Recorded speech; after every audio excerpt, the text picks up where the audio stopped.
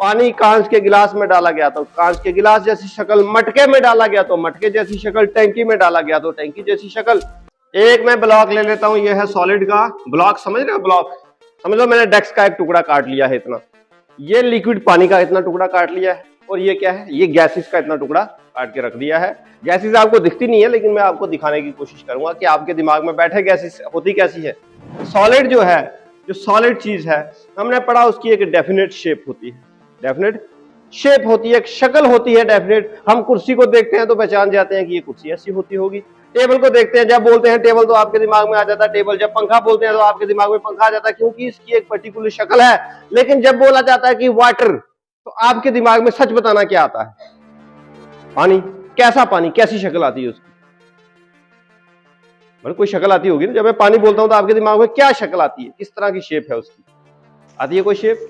या तो आपके दिमाग में नदी आती होगी, या पानी का कलर जैसा भी होता है वो थोड़ा ब्लूइश कलर का वैसा दिखता होगा, या कोई कांच का गिलास आता होगा कि उसमें पानी पड़ा है। लेकिन वो जो पानी है वो पानी की शक्ल नहीं है, वो तो कांच के गिलास की शक्ल है।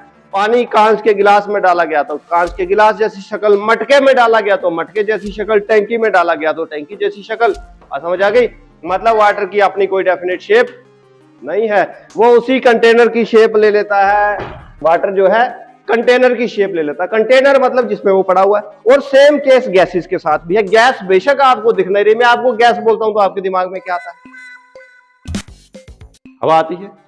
हवा मतलब पेड़ के पत्ते हिलते हुए दिखते होंगे, है ना, कुछ ऐसी गैस आती होगी। या फिर एलपीजी का सिलेंडर आ जाता होगा, वो भी गैस है, लेकिन वो भी आपको दिख नहीं रही, दिख रही है। कोई ज्यादा समझदार होगा तो उसके दिमाग में वो 10 रुपए वाला लाइटर आएगा और उसमें गैस दिखती है भाई, क्योंकि वो लिक्विड फॉर्म में है, क्योंकि हाई प्रेशर में डाली गई है। लेकिन जैसे वो उससे बाहर जाएगी तो वो गैसियस फॉर्म में आ जाएगी, वो फिर हमें नहीं दिखेगी।